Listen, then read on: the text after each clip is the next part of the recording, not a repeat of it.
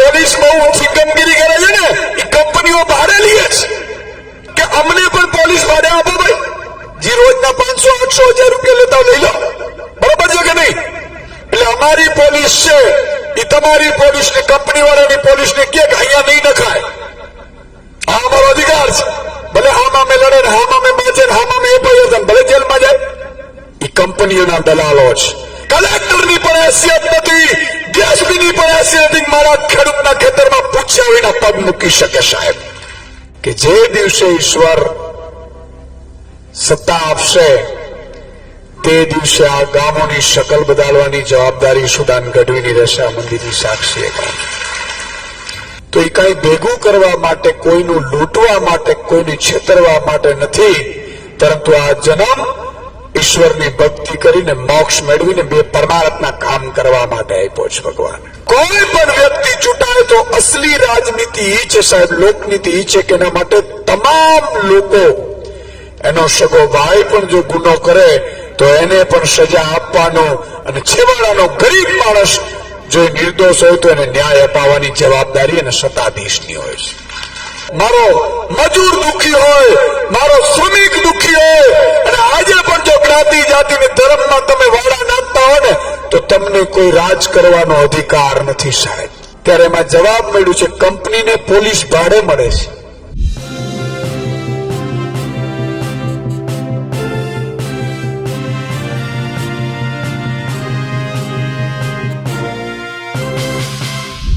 અમે સત્તામાં આવીશું તો એવી વ્યવસ્થા કરીશું કે ખેડૂતોની પરવાનગી વગર પોલીસ પણ એના ખેતરમાં પગ નહીં મૂકી શકે. આ વાત જાહેર સભામાં આમ આદમી પાર્ટીના પ્રદેશ અધ્યક્ષ ઈશુદાન ગઢવીએ કીધી છે. સરકારને અને પોલીસને તેઓએ ચીમકી આપી છે. તેઓ કીધું છે કે અત્યારે કંપનીઓના દબાણ હેઠળ પોલીસ અને સરકાર ખેડૂતોનું અપમાન કરે છે, તેમની બહેન અને દીકરીઓનું અપમાન કરે છે. સમયસર લાઇટ નથી, સમયસર બિયારણ નથી, સમયસર ખાતર નથી, ખેડૂતોને કોઈ પણ મુશ્કેલી નથી. અને કેટલાક લોકો એટલે કે હરસંઘવી જેવા લોકો જે દાવા કરે છે કે ખેડૂતોને 6000 મળે છે, તેની પણ હવા તેઓએ કાઢી નાખી. નમસ્કાર, હું છું ચિંતામણી પુતેનિલ પટેલ. સ્વાગત છે આપનો અમારા વિશેષ કાર્યક્રમમાં. આવો સાંભળીએ ઈશુદાન ગઢવી કેવી રીતે ખેડૂતોની વાત સાંભળીને, ખેડૂતોની પીડા સાંભળીને ભાજપ સરકાર ઉપર, નરેન્દ્ર મોદીની સરકાર ઉપર અને હરસંઘવીની પોલીસ ઉપર નારાજ થયા. રોજ સભાઓ કરીએ ને મિત્રો, આજે રૂપામોરાની જનતાને હું નતમસ્તક વંદન કરું છું કે 2022ની ચૂંટણીમાં આપણી પાસે ભલે એટલું સંગઠન નહોતું, આપણી પાસે એટલી વ્યવસ્થા નહોતી, છતાંય તમે મને જે ખોબલે ખોબલે મત આપ્યો છે માટે હું તમારા માટે નતમસ્તક વંદન કરું છું સાહેબ. અને હું રૂપાવાળાનો આજીવન ઋણી રહીશ. હમણાં હું જસાપરમાં હતો, ત્યાં પણ જે ખેડૂતોએ મોડ પર, જસાપર, રૂપામોરા એવા કેટલાય ગામો છે જેણે 2022માં મને ખોબલે ખોબલે મત આપ્યો છે. હું કહેવા માંગુ છું કે જે દિવસે ઈશ્વર સત્તા આપશે તે દિવસે આ ગામોની શકલ બદલવાની જવાબદારી સુદાન ગઢવીની રહેશે, આ મંદિરની સાક્ષી. મિત્રો, ઈશ્વરે ખૂબ આપ્યું છે. માં ભગવતી સોનલમાની કૃપાથી, સંતો મહંતોના આશીર્વાદથી અમારા માટે કઈ કરવા જેવું છે નહીં. અને હું કર્મના સિદ્ધાંતમાં માનું છું, ધાર્મિક માણસ છું. આજે પણ સવારે માં ભગવતીની પ્રાર્થના કરવા, ધ્યાન સાધના સવારે 4-4:30 વાગે ઉઠીને કરું છું, રોજ કલાકે. અને એ મારો આસ્થાનો વિષય છે. તો હંમેશા એમ માનું છું, કહું છું બધાને કે આ ધરતી ઉપર મનુષ્ય અવતાર લીધો છે, જન્મ લીધો છે, તો એ કઈ ભેગું કરવા માટે, કોઈનું લૂંટવા માટે, કોઈની છેતરવા માટે નથી, પરંતુ આ જન્મ ઈશ્વરની ભક્તિ કરીને મોક્ષ મેળવીને બે પરમાર્થના કામ કરવા માટે આપ્યો છે ભગવાન. અને કોઈ પણ સત્તાથી સત્તા ઉપર આવે એટલે એની પહેલી ફરજ બને છે મિત્રો, સત્તામાં ચૂંટાય ને પછી એને શપથ લેવાના હોય છે, અને શપથ ગ્રહણ કરે ને એ આપણા બંધારણના હોય છે, લોકશાહીના હોય છે. સર્વ સમાજ માટે સરખું ગણે એનું નામ સત્તાધીશ કહેવાય, એનું નામ ચૂંટાયેલો પ્રતિનિધિ કહેવાય. ક્યારેય સત્તાધીશ કોઈ એક પક્ષનો નથી હોતો.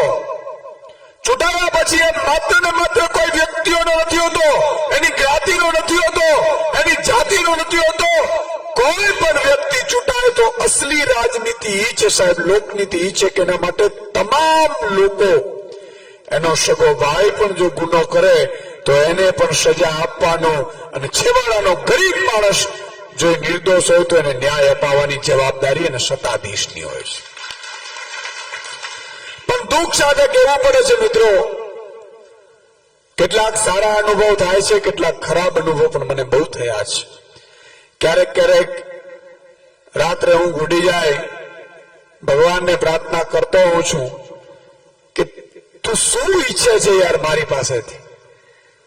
હું એવા લોકો માટે જે કરવા માંગુ છું, પણ લોકો યા તો જાગૃત નથી થઈ શકતા, તો મને સમજી નથી શકતા, અથવા તો એમને આ બધું જોતું નથી. તો મને આ રાજનીતિમાં નાખ્યું હું કામ? હું તો મારી રીતે ભગવાનની દયા હતી, કૃપા હતી, ઈશ્વરની, કઈ કરવાનું હતું નહીં.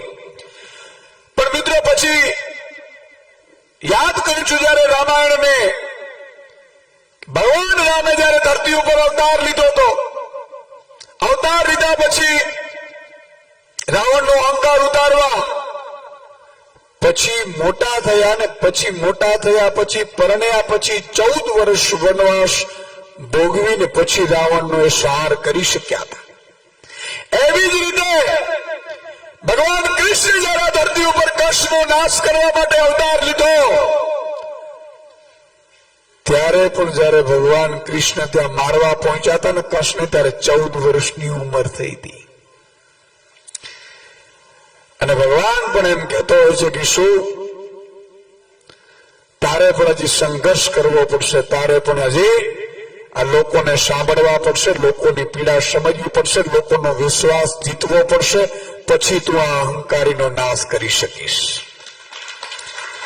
અને એટલે હું વારંવાર કહું છું કે લાગશે વાર પણ આવશે મજા.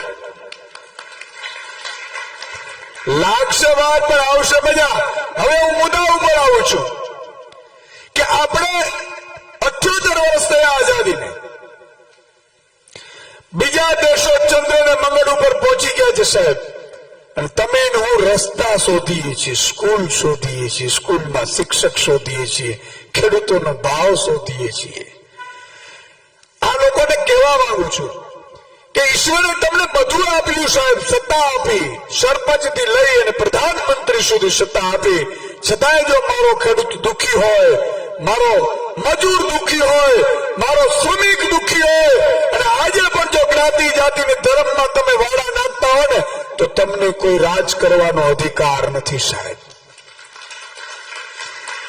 સત્તાધીશ જ્યારે અહંકારી બને છે, ત્યારે અહંકારને કોઈ એક સામાન્ય આમ આદમી છે ને એ તોડી શકે છે.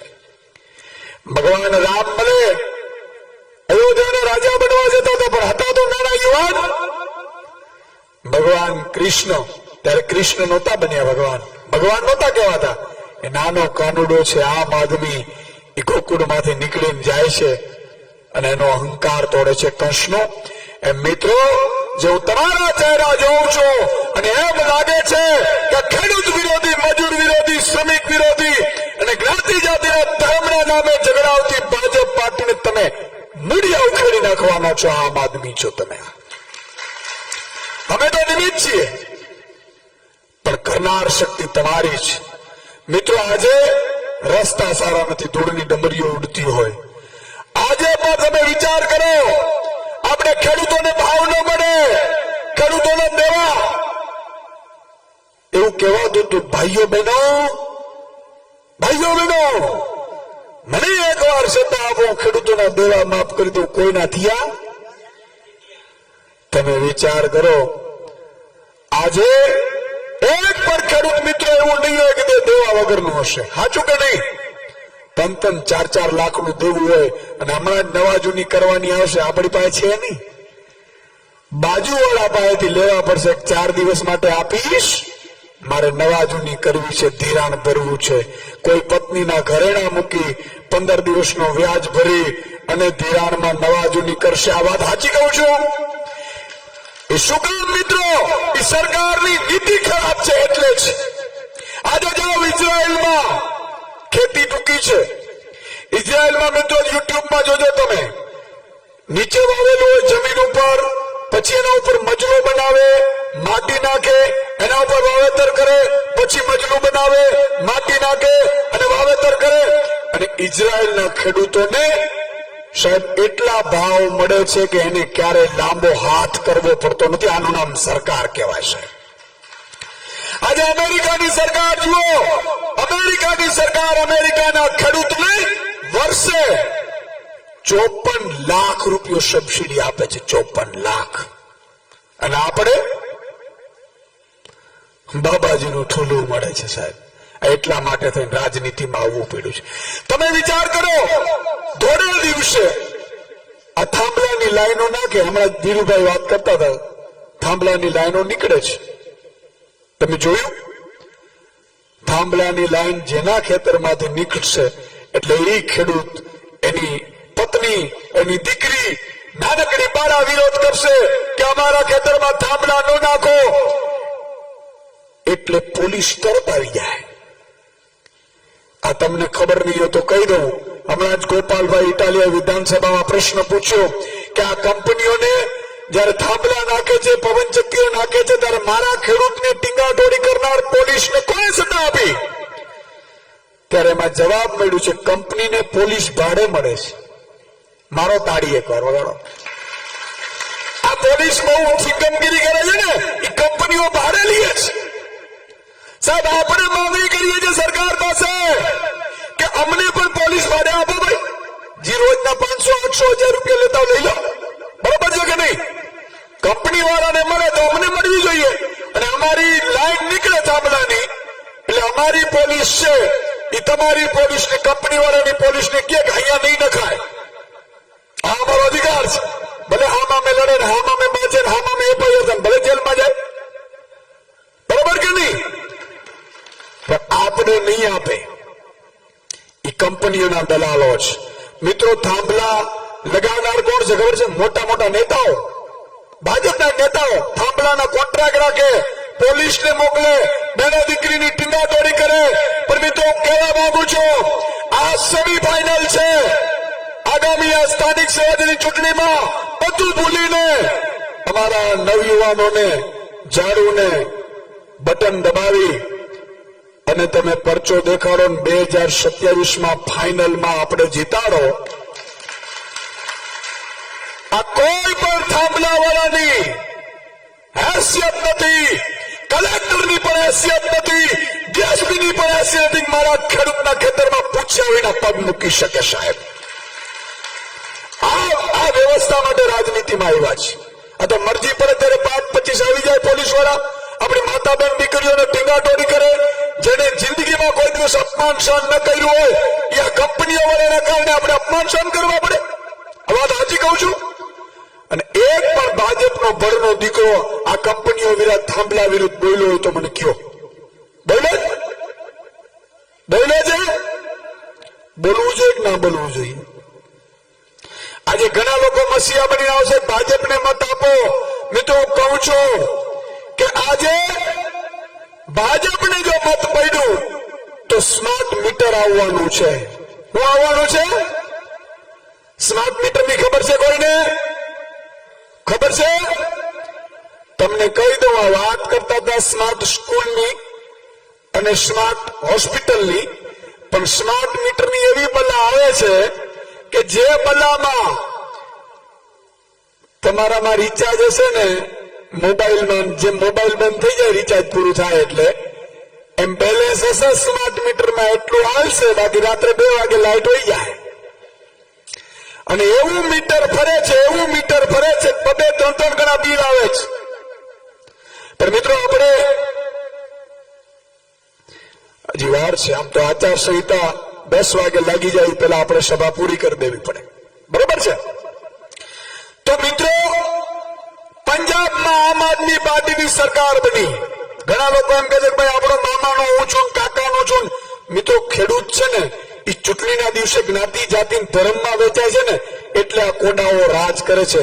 બાકી 54 લાખ ખેડૂતો એક થાય, એના 5 પરિવાર એટલે 2.5 કરોડ મતદારો એક થાય. હિન્દુસ્તાનમાં કોઈ પ્રધાનમંત્રીની તાકાત નથી કે મારા ખેડૂત વિરુદ્ધ એક નિર્ણય લઈ શકે સાહેબ. પણ તકલીફ આપણે જ બીજે વેચાય એટલે અંદરો અંદર વેચાઈ જઈએ કે મારો ભાજપમાં મારો મામો ઉભો. ભગવાન કૃષ્ણને યાદ કરો. અર્જુન જયારે મહાભારતના યુદ્ધમાં હથિયાર અડા મૂકી દીધા, ભગવાને પૂછ્યું, ભાઈ હું થયું?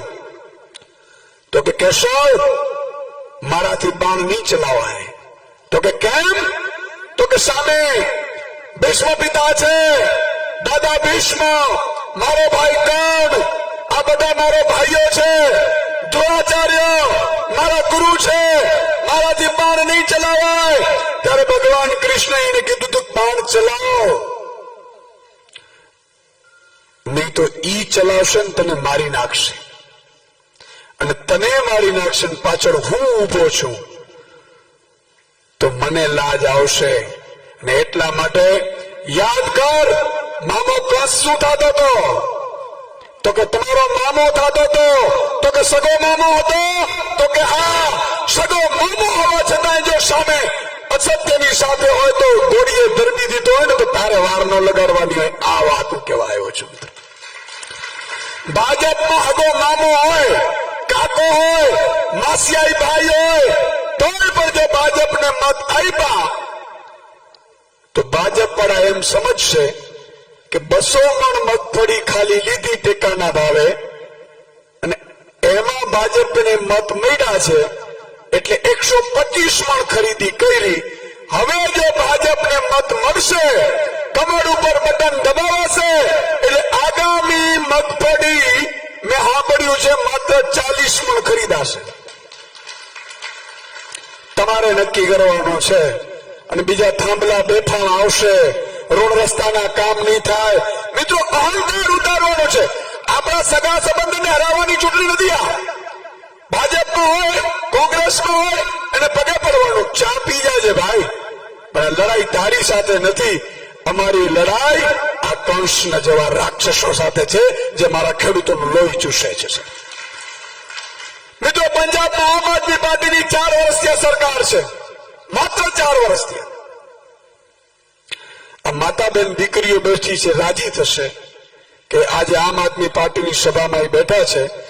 ભગવત માન ખેડૂતનો દીકરો મુખ્યમંત્રી બન્યો એટલે મુખ્યમંત્રી બન્યા પછી એના અધિકારીઓને બોલાવ્યા, જીબીના અધિકારીને બોલાવ્યા, કલેક્ટરને બોલાવ્યા, ચીફ સેક્રેટરીને બોલાવ્યા અને બોલાવીને એવું કીધું કે તમે કેટલું નોકરીનું શું ટાઈમ છે?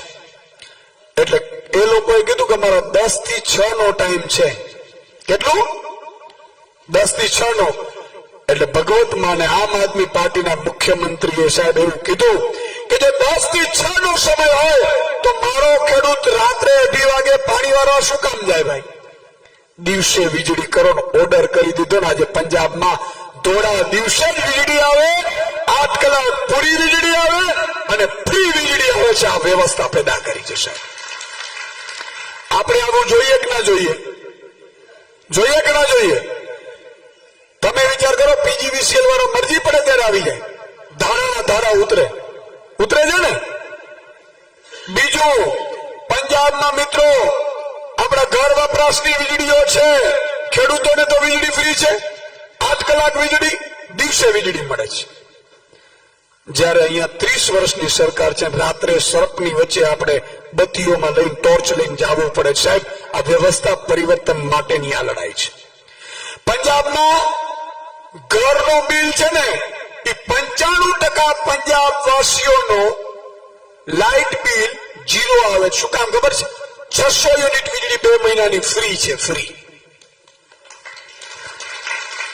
એ મુખ્યમંત્રીએ બોલાવીને કીધું કે હું મુખ્યમંત્રી છું, મને વીજળી ફ્રી હોય, ધારાસભ્યોને ફ્રી હોય, સાંસદોને ફ્રી હોય, તો મારા ગરીબ માણસોને કેમ ફ્રી ન હોય?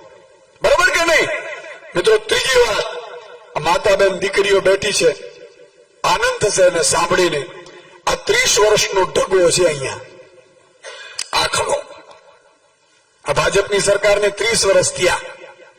આપણે દૂરથી લાગે કે ગાય માતા છે, લીલો ચરો ચરે છે, ભલે ચરે, ગ્રાટ ખાય છે, ભલે ખાય, પણ નજીક આવે ને ત્યારે ખબર પડે ગાય માતા નથી, આ તો આખલો છે. આ સામે વાળા તમને દેખાય કે ન દેખાય? ગ્રાન્ટોના ગ્રાન્ટ, રોડ રસ્તાના રસ્તા, બ્રિજના બ્રિજ ખાઈ જાય. પણ મિત્રો, માતાબેન દીકરીઓ બેઠી છે ને કહું છું, પંજાબમાં આમ આદમી પાર્ટીની સરકાર આવી, અહીંયા આપણી આવી હોત તો ત્યારે થઈ ગયો હોત. આજે તમારો ભાઈ સરકારમાં હોત તો અધિકારીઓ તમારે ખેતરમાં નહીં આવ્યા હોત, તમને સલામ ઠોકતા હોત ને આવી વ્યવસ્થા પેદા કરી દેત સાહેબ. આપણે પણ કીધું હતું, આપણે સરકાર ન આવી, આપણે ન જીતી શક્યા, કઈ વાતો નહીં, સંઘર્ષ કરી લેશું બીજા 5 વર્ષ. પણ પંજાબમાં આમ આદમી પાર્ટીની સરકારે 18 વર્ષથી ઉપરની દરેક મહિલાને મહિને 1000 રૂપિયા ખાતામાં ટીક ટીક કરી નાખી દે છે સાહેબ. આ વ્યવસ્થા પેદા કરી છે. મેસેજ આવે મારી માતાબેન દીકરીને, 1000 રૂપિયા પડી ગયા. હવે ઘરમાં 3 મહિલાઓ હોય, 3000 રૂપિયા મળે તો મહિલાને રાશન બિલ ચૂકવાઈ જાય કે ન ચૂકવાઈ જાય? ભાઈ, ચૂકવાઈ જાય કે ન ચૂકવાઈ જાય? ગેસ બિલ ચૂકવાઈ જાય કે ન ચૂકવાઈ જાય? વીજળી ફ્રી હોય એટલે ઘર છે ને એ બહુ સસ્તામાં ચાલે. ચાલે કે ન ચાલે? આ વ્યવસ્થાઓ આપણે પેદા કરવા માટે રાજનીતિમાં આવ્યા છે. અહીંયા આપણે કીધું હતું, પણ ખબર નહીં 41 લાખ મત મળ્યા તો બહુ કહેવાય, ઓછું ન કહેવાય. પેલા જ ગાયે ગોફણનો ગાર છે ને પેલું છડતો ગયો તો કાનની બાજુમાંથી. મને હવે તમારા ઉપર વિશ્વાસ છે, બરોબર અહીંયા મારવાનો છો, એ સમજાઈ ગયું છે. એટલે મિત્રો, આમ આદમી પાર્ટીની સરકાર બનાવવી હોય તો સેમીફાઇનલ જીતવી પડશે. સેમીફાઇનલ જીતીએ જ ફાઇનલમાં જઈએ ને, નહીં તો રેસમાંથી બહાર નીકળી જઈએ. બરોબર કે નહીં? તમને એમ નથી કે સુજાનભાઈ આ તમારી ક્યાં ચૂંટણી છે? અરે પણ હું ફાઇનલમાં આવીશ તો લડી શકીશ ને ભાઈ. એટલે આ સેમીફાઇનલ આને જીતાડવાના છે. બે ઉભા થઈ જાઓ. જયેશભાઈ બરાબર છે, અને આ તાલુકાનું કેવું નામ છે? જયવંતભાઈ બરાબર છે. આ બંને મૂર્તિઓ બરોબર લાગે છે? હાથ ઊંચો કરીને કેવો બરોબર લાગે?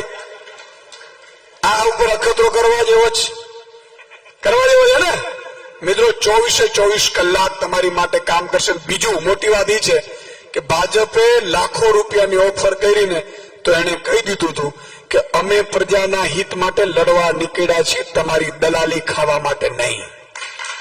યાદ મિત્રો, ભાજપે હમણાં નવો ખેલ કર્યો. ચૂંટણી લડી ન શકે એટલે બિનહરીફ કરી નાખે. અને કેના ફોન કરાવે? મામાથી ફોન કરાવડાવે. હાંભળો, તારો ભાણિયો ઉભો છે, બોલ 25-50 લાખ લઈ લે, જિંદગી ઉધારી લે, આમાં કરવા જેવું નથી. હા મિત્રો, એક જિલ્લા પંચાયતમાં તમને વાત કરું કે જયારે તમે આને નાનેરાને જીતાડશો, આમને જીતાડશો, દર મહિને જિલ્લા પંચાયતના રોડ રસ્તા સહિતના જેટલા સ્કૂલના કામો આવશે એ આ લોકોના હાથ નીચેથી નીકળશે. અને વર્ષે 250-300 કરોડના કામ આ લોકો કરવાના છે. એકવાર તાળીઓ પાડો સાહેબ. નાની સુની વાત નથી. એટલે આ લોકો 25-50 લાખની ઓફરો કરે. શું કામ ખબર છે? ખજાનો જોઈ ગયા છે લોકો. અને હું જોઈ આવ્યો છું. ખજાનો મોટો છે, સોના મહોરનો છે, પણ મારે એ કરવું છે કે ખજાનાની દિશા છે ને એ ભાજપના નેતા અને અધિકારીઓ બાજુ છે. આપણે એ ખજાનામાં પહોંચી અને દિશા આમ જનતા માટે ફેરવી દેવી, તમારા માટે ફેરવી દેવી છે. છેલ્લી વાત કરીશ કે ગુજરાતનું બજેટ છે ને 4 લાખ કરોડનું છે. સરકાર 70% વસ્તી ખેડૂતો છે, મજૂરો શ્રમિકો છે, ખેતી પ્રધાન દેશ છે.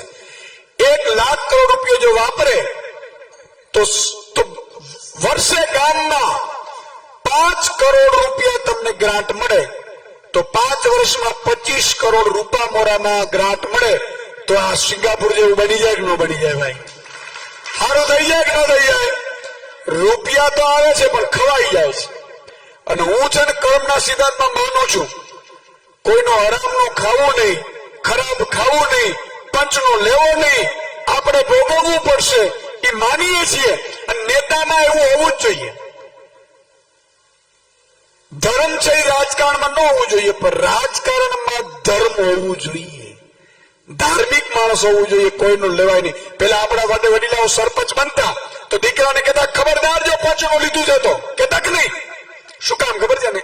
પાપ અને પુણ્યથી ડરતા હતા કે આ મારાથી ન થાય, આરામનું ન લેવાય. અને હવે 6 વર્ષમાં બ્રિજ ખાઈ જાય અને પછી પચી જાય, બીજું ખાઈ જાય પાછું. એક નાનકડો જોક્સ કહી દઉં. એક નાનો 2 વર્ષનો બાળક છે, એ રમતા રમતા નીચે ઉતરી ગયું મમ્મીના ખોળામાંથી, એટલે માટી ખાવા માંડ્યું. માટી હતી, પછી કાકરા ઉપાડ્યા, કપચી ઉપાડી, ડામર ખાવા માંડ્યું. મમ્મી પપ્પાને ચિંતા થઈ, ડોક્ટર પાસે ગયા, ડોક્ટરને દેખાડ્યું. ડોક્ટર કે આ બધું ઓકે છે. એટલે મમ્મી પપ્પા ચિંતામાં આવી ગયા. પપ્પાએ કીધું એક કામ કરો, જ્યોતિષમાં દેખાડીએ. જ્યોતિષ પાસે ગયા. જ્યોતિષે ટેણિયાને જોયો, ટેણિયાની કુંડળી જોઈ, અને કુંડળી જોઈને કીધું આ તમારું ટેણિયું? તો કે હા. કપચી ખાય છે? તો કે હા. માટી ખાય છે? તો કે હા. પથ્થર ખાય છે? તો કે હા. ચિંતા ન કરો, નેતા બનવાનો છે મોટો થઈ. પ્રેક્ટિસ કરે છે. પછી કે મોટા બ્રિજના રોડ ઉલારી જાય. મિત્રો, આવા નેતાઓને પણ હાથ જોડીને વિનંતી કરું છું કે તમે જે આરામની સંપત્તિ તમારા સંતાનોને ખવડાવશો તો તમને ઈ પણ ઠપકો આપીને વૃદ્ધાશ્રમમાં મોકલી દેશે. એટલે આવા ધંધા કરતા નહીં, આજથી ઉધરી જાજો. તમને છેલ્લી વિનંતી કરું છું કે મિત્રો, આમ આદમી પાર્ટીના ઝાડુને જે માતાબેન દીકરીઓ સવારે ફળીઓ શેનાથી વાળે? હાવણાથી. હાવણાથી જો મિત્રો ઘરની સફાઈ થતી હોય, આપણા ફળિયાની સફાઈ થતી હોય, તો ભગવાને હાવણનું રાજનીતિમાંથી ગંદકી સાફ કરવા માટે મોકલ્યું છે. આ ધ્યાન રાખજો. અને બધા લોકો, તમારા મિત્રો, વર્તુળ, સગા સંબંધી, દેરાણી જેઠાણી, વેવાણ, બધાને કહેવાનું છે કે આ વખતે હાવણું હલાવવાનો છે.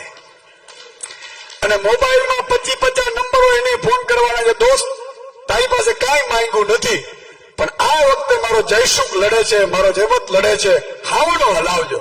આટલી વિનંતી તમારે કરવાની. બોલો, કરશો? બોલો, ભારત માતા કી. ઈસુદાન ગઢવીની વાત સાંભળીને આપને શું લાગે છે? જરૂરથી અમારા કોમેન્ટ બોક્સમાં કોમેન્ટ કરજો. એ સિવાય અમારી યુટ્યુબ ચેનલ લાઈક કરો, સબસ્ક્રાઇબ કરો, બેલ આઇકન દબાવો. સાથે અમારી વેબસાઇટ છે www.gujaratpress.in. ત્યાં પણ જેમ તમે વધુ અપડેટ થઈ શકો છો. અત્યારે માટે બસ આટલું જ. નમસ્કાર.